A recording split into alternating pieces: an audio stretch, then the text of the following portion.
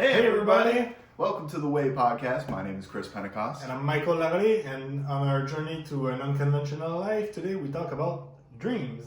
Dreams, yes. You said you had a couple that you wanted to tell me about. Yes, I don't know if you have sometimes vivid dreams or lucid dreams or whatever you want to call them, but I had these dreams, that was a couple of time ago, but it's like a dream was very intense because I was in a car with the dad of my friend and his family. So and then we were driving and everything was going smooth. But then we saw a wall and we hit the wall like full speed. Ooh. And then the dad of my friend. Then I switched the place with the dad of my friend.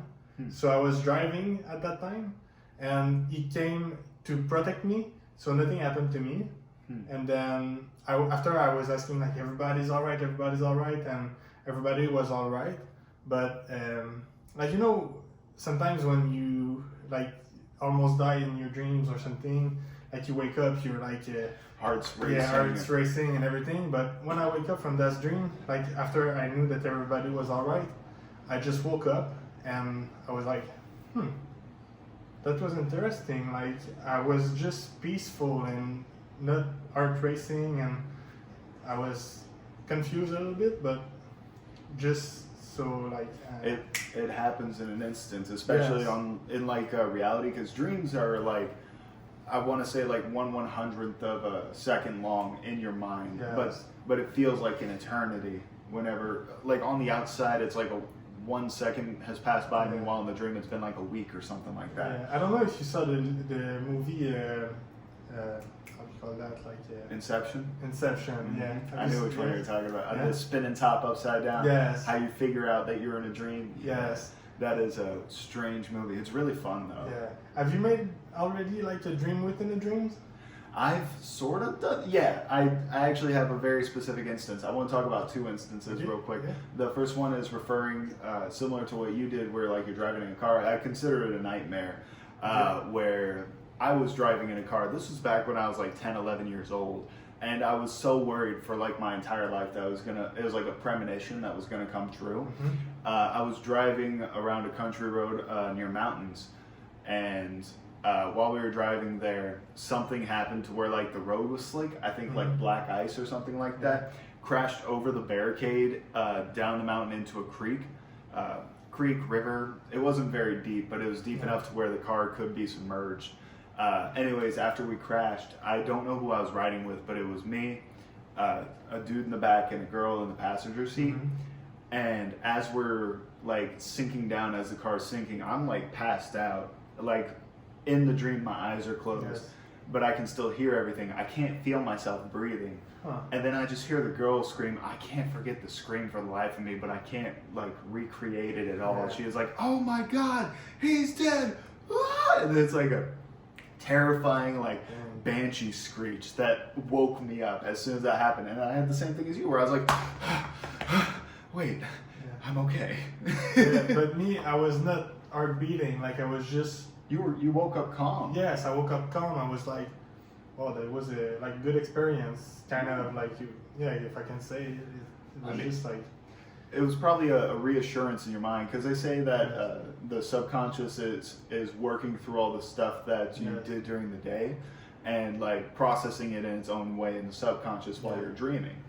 I possibly that day you just had something that was on your mind, someone was there to protect me, and I'm not any psychiatrist. I'm not Freud over here, but there are theories about all this stuff, dreams having to do with what you're thinking in reality. That's also why they have hypnotism as a form of therapy. But you were talking about Inception.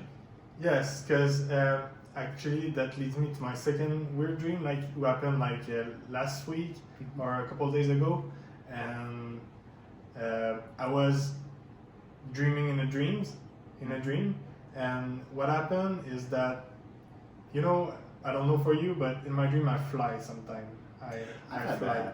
Yeah, like consciously, like I know that I'm in a bad situation, So I just took off and fly and go somewhere else around the city. And hey, that's a good way to lucid dream. If you're able to control that and you're like, okay, fuck this. Yeah.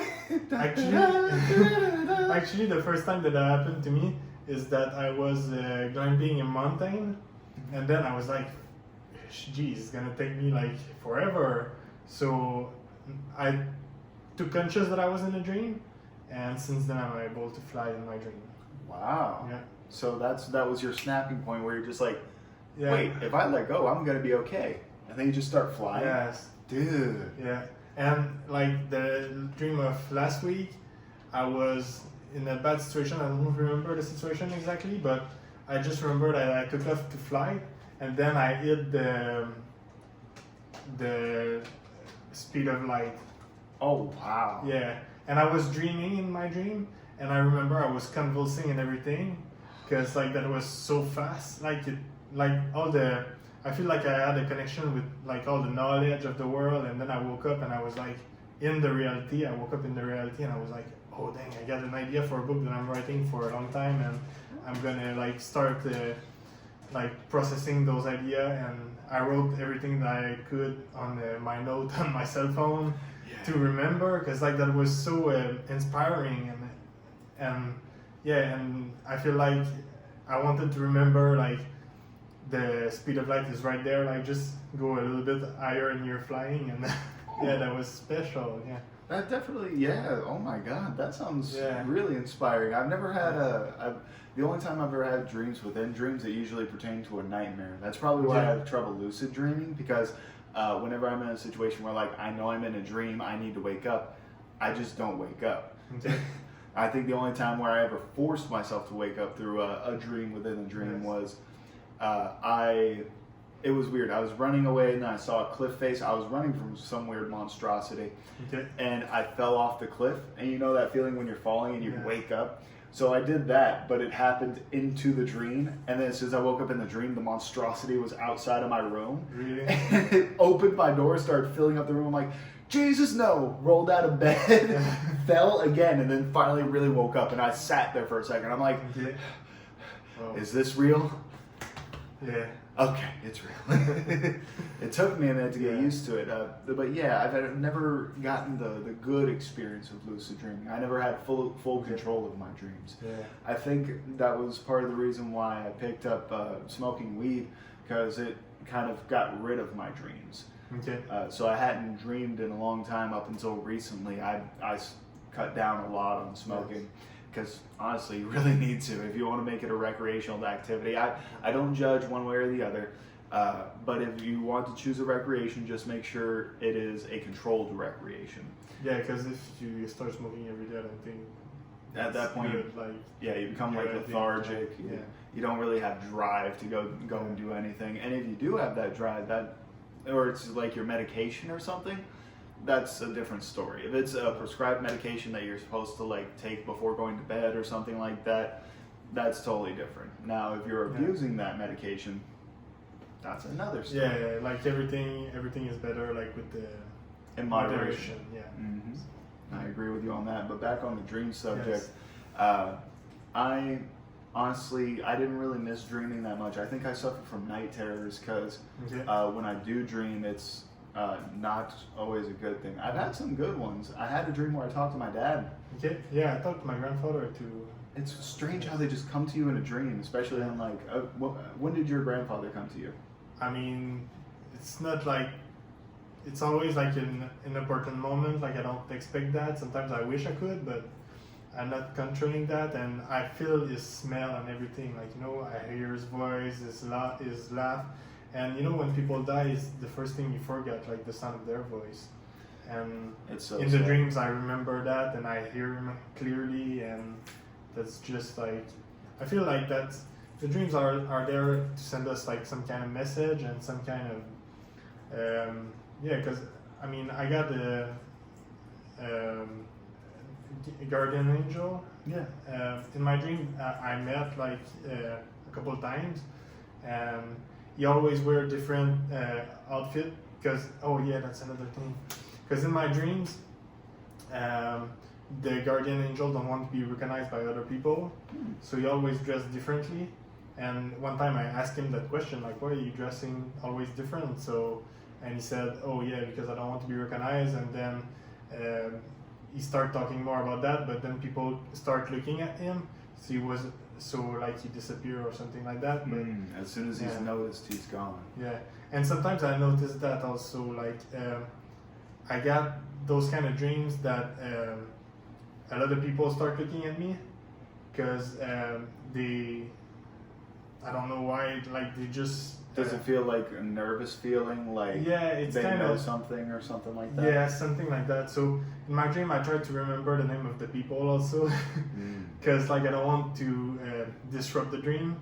Okay. So yeah, I call the name by their name and everything. So like that, I stay like on the same level. But sometimes the other day, like I don't. Yeah, the other day, in my dream, my father was crying, and then people start looking at him.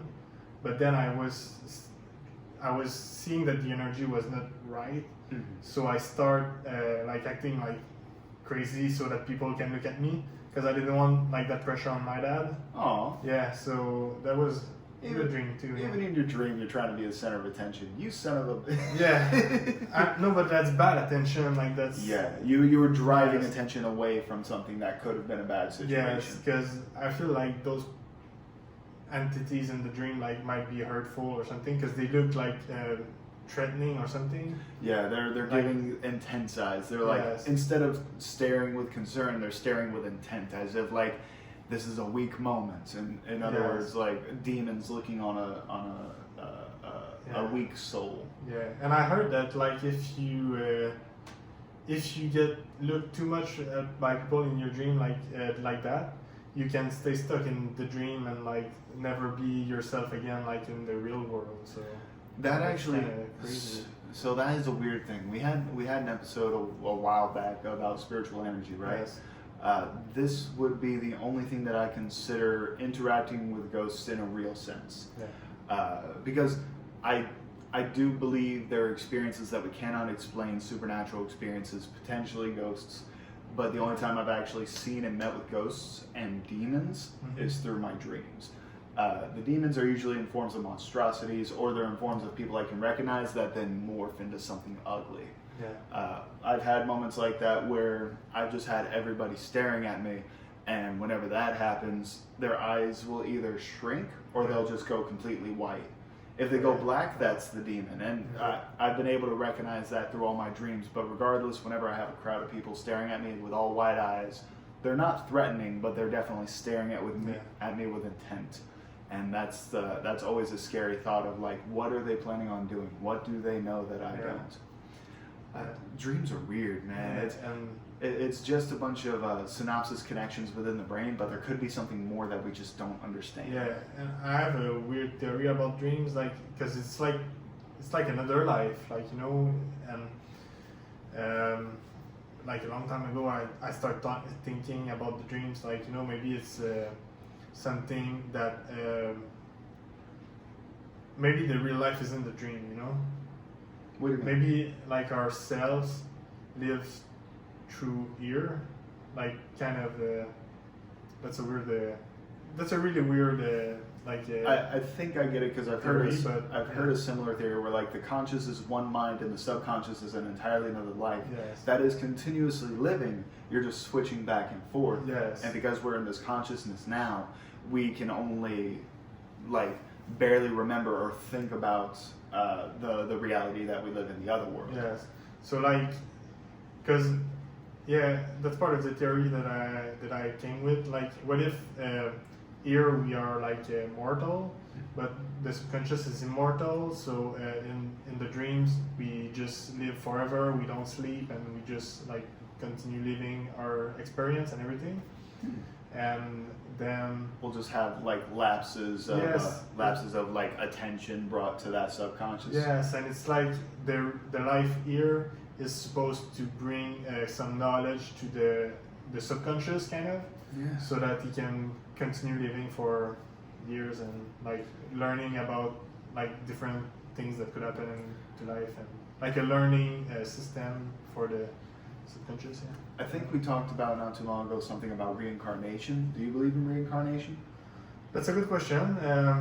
I believe that reincarnation is probably real, but not as everybody can imagine. Not in the sense that a majority of people Yes. think it is. What do you believe it Because is? when you die, like you go to ashes or you go in the ground, so then your reincarnation is kind of the ashes or the bugs that will eat you and like decompose and everything. So your life continue. It's just not your physical life as you knew it. So Okay, so that explains the life energy. That ties back into the spiritual energy episode again. But what about the subconscious, that immortal life that you were talking about?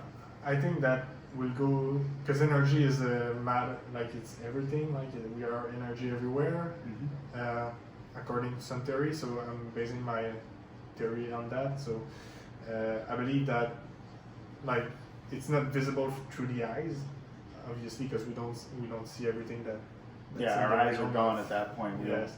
So I believe that like it's at that point is just like energy mixing with other energy and like going like in real life, like kind of like right now our subconscious interact together, and I believe that it interact like to another level also, maybe like telepathy or something like that. Just Okay.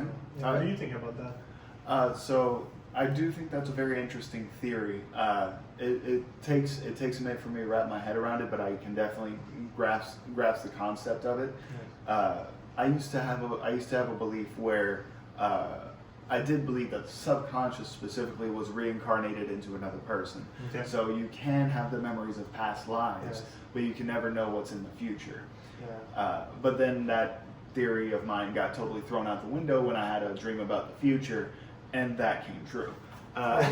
When I was 13 years old, I had a dream that I was going to be at Universal. Universal Studios was my favorite theme park as a kid. It's still my favorite theme park to this day, as you saw in my spooky episode. It's still my favorite theme park. It has been for a long time, so I think that was just part of the subconscious, like putting into place what it was supposed to. What I had in my dream was that there was a ride of Transformers. I also really liked Transformers when I was a kid. This was nowhere near in concept yet. Okay. Like the maybe the first Michael Bay movie was out, but no others were there yet. So you have a premonition dream, kind of. A premonition, yeah. I've only had that twice in my life. Okay. But this is the one that I specifically remember because when I had the dream, I was in like camo getup. I had like a tan shirt. There was like a military cap that I had on, and I was like screaming like a drill instructor at people.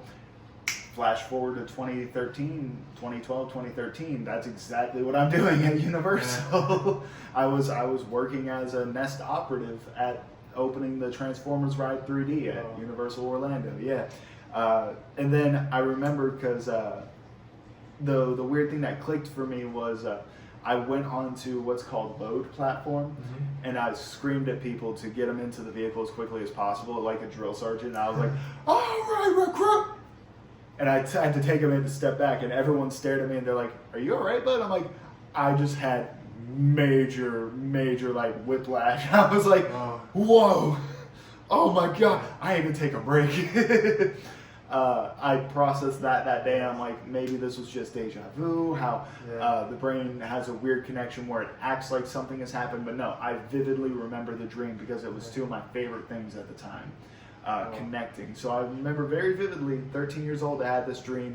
2013, it came to fruition, and I was like, okay, so that theory I had about past lives totally thrown out the window. We are just energy, and time is cyclical. We don't have any control over it. Yeah, I know. And I mean, whatever you set your mind to, you can achieve it. Like we already talked in another episode, but that's our first episode. Yes, and I remember as a kid, I would tell my parents like, "Oh, when I grow older, like I'm gonna be 5 years old, I'm gonna get a house by the water, like waterfront house." And 22 years old, 21 maybe, I had like my waterfront house.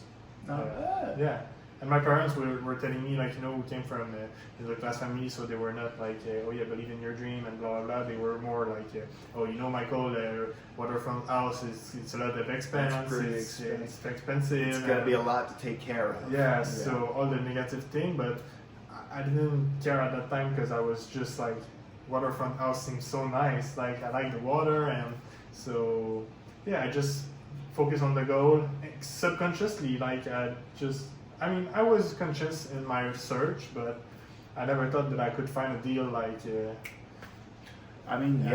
never know what's going to come up in life, but I think that was also a form of manifestation in your, because you thought about that a lot from that time up until you were 22, right? You were like, I definitely want a waterfront at some point. And I'm waterfront still. Like, you're still waterfront. We're both waterfront right now.